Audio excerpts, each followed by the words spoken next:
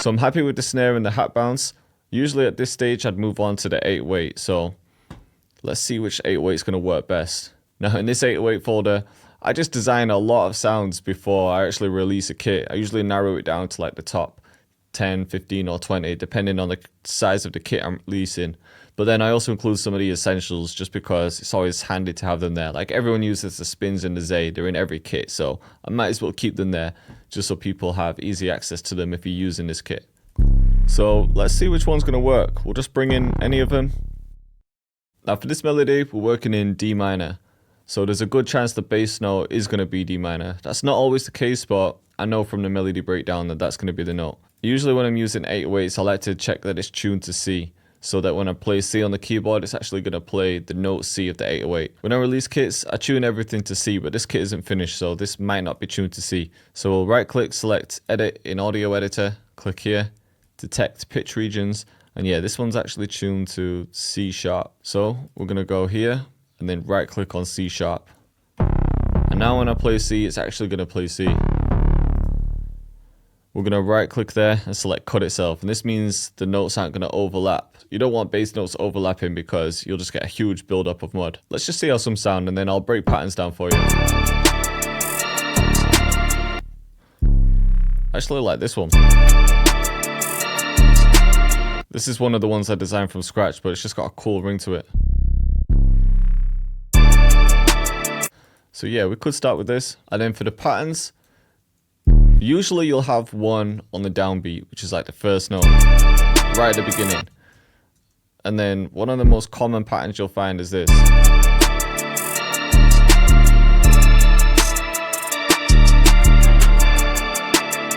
Doesn't mean you have to stick to that, but if you just want a nice simple bounce to run with, that's usually the one. The other one will be something like this.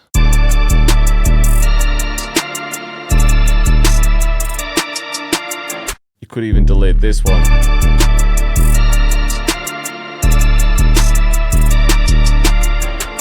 So that pattern works too.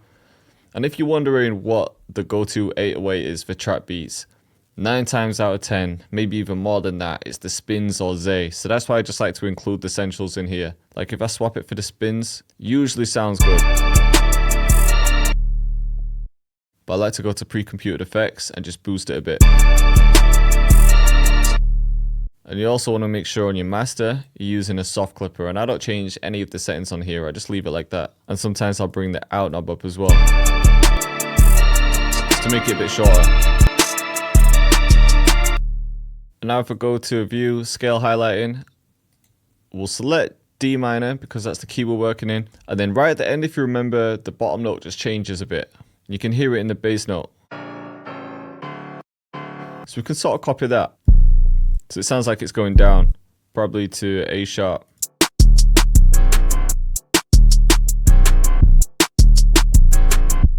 Let's bring it up so we can hear it more.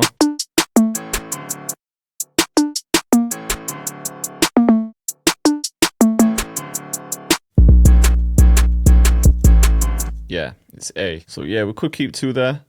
We could even bring this one up an octave. Or the other way around, so bring this one up an octave. And then let's copy this over. And you might be asking yourself, if the chord is D minor, does that mean you can only use the note D? I'd say for the most part, use it for the first note, but then these filler notes, like the in-between ones, so here and there, this is where you can kind of play around with it. So if I think about the chord D minor, if the root note I'm using is D, I kind of imagine that I'm using a D minor chord.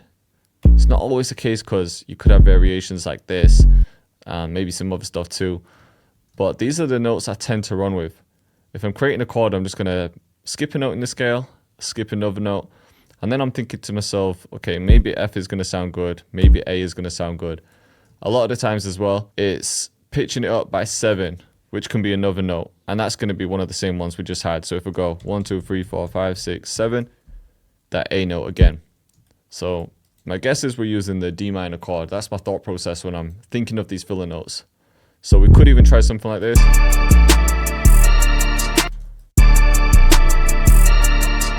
But I like it there.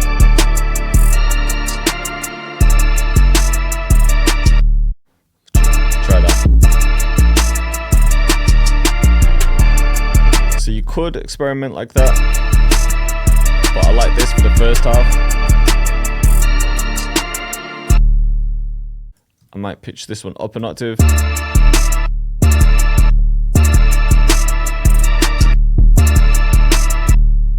might bring the velocity of this one down. And you'll notice the bass notes change at the end as well, in this part here. So it's just, that's what I'm hearing.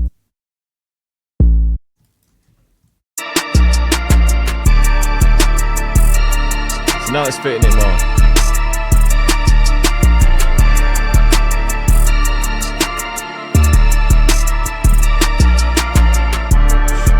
So I'm feeling that pattern. And then I like to add a note at the end and bring the velocity down. Because we've got it set to cut itself, when I start arranging it, if I have the pattern extend like this, it means the 808 isn't going to drag over. You'll see what I mean. If it didn't have that, you can hear the tail of the 808, and that might interfere with other sounds you're using. Or it can just sound a bit strange if you have the tail of the 808 carry on into another part. So that's one pattern we could do. Let's clone this, and then I'll just show you some other options. And it's really about experimenting. We could do something like...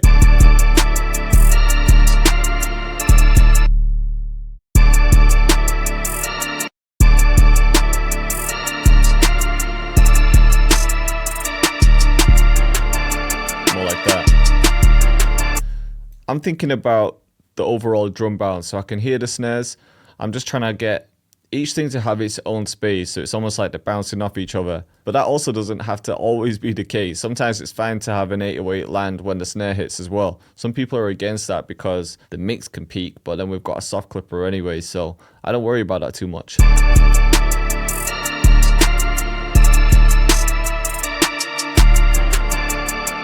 So it's entirely up to you. We could even start an octave up.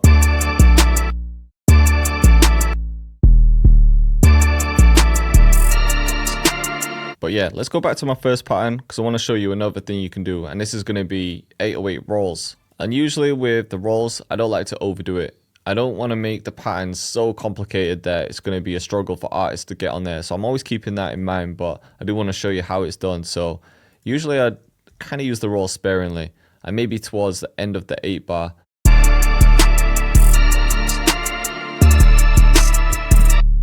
Could even try it with this one, which has a lower velocity. So that works. You could even have something like that. So 2 of them up and then 2 of them down. We could try it with this one as well. Maybe bring this one down. So that works. Try it with this one. So I don't think these ones are needed. But I like the way that sounds. But another thing we could do is copy this pattern and then add another roll at the end of the 16 bar, because that way it's not going to be happening all of the time, which is going to interfere with things. But it's happening enough to just add a little bit of ear candy, which can be quite useful. So what we do is just copy that with Control and B and then just add it to the end of this section. It just gives it that little bit of variety. One other thing we could do is just change the grid as well and maybe just switch up the bounce and use a third beat. See how this sounds.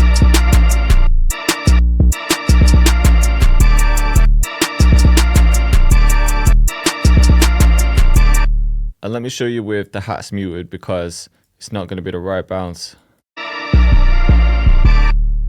So we could do something like...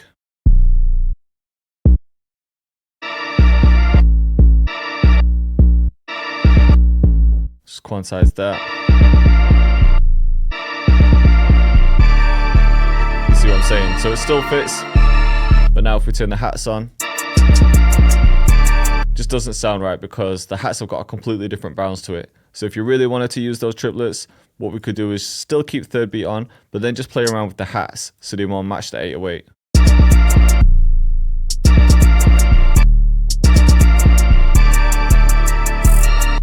This one as well, and I'd probably move this. So that could work too. But I don't think that's needed. So I'm feeling that 808 pattern, but I might want to add a second one in just to make it a bit more interesting. I like the sound of this one that I designed, so I'm going to use the mouse wheel and take this one instead. I'm going to bring the out knob up and then just boost it up a bit too. So I'm feeling that.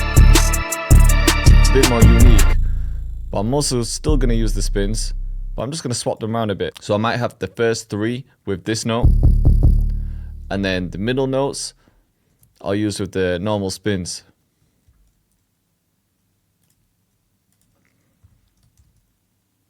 And when you're using two 808s, what I like to do is go to the wrench tool and make sure they're both set to the same cut by number. That way the two 808s won't overlap with each other. So if this one plays and then the spins come in, you won't hear the tail of the first one.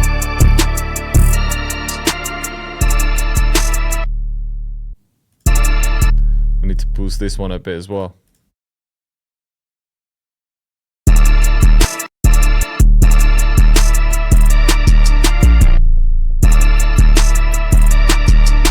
Take these notes as well.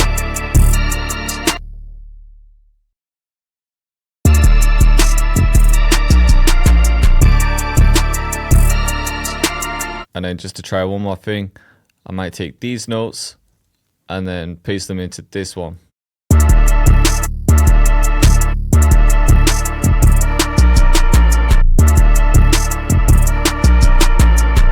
So this is the drum bounce we got so far.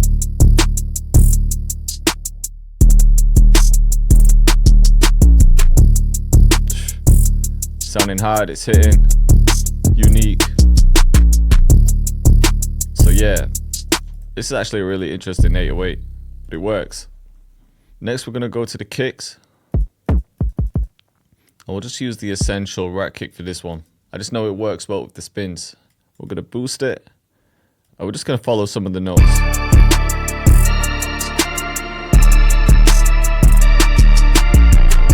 Maybe just those.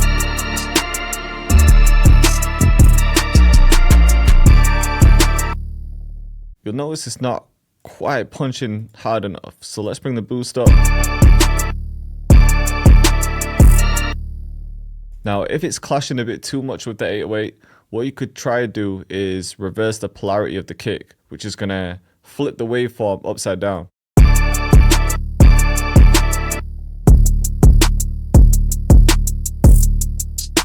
Let's just boost it up a bit more.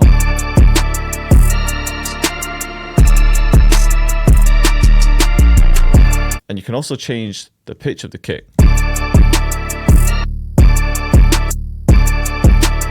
Just in case any work better.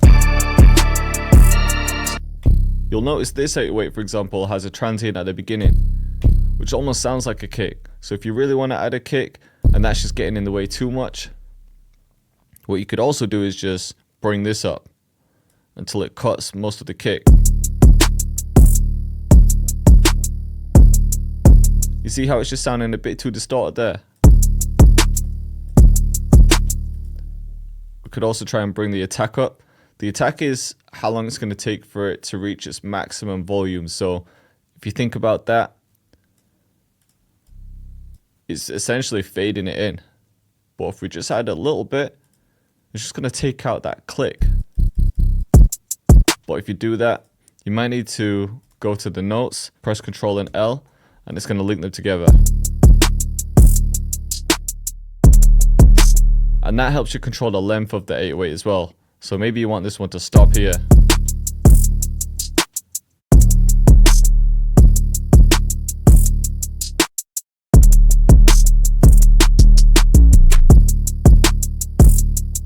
There we go. So this was before.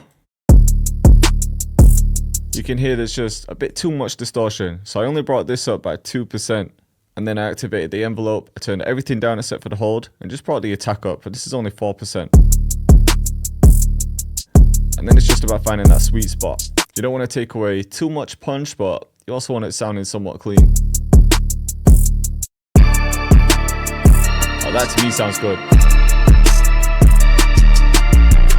And then I also designed one of those Detroit 808s from scratch as well. And that could be my new go-to one. So I might even add a third 808. It can be a bit overkill, but we'll see if it sounds right. We'll bring everything down. And again, I could just add this in like one section, maybe a hook or just one part of the verse, but at least we can get it in. We'll set that to the same cut by, so none of them are overlapping, and then we could do something like this.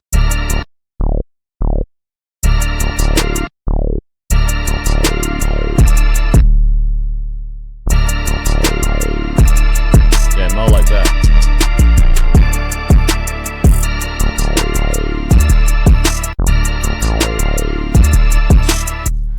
That could work too.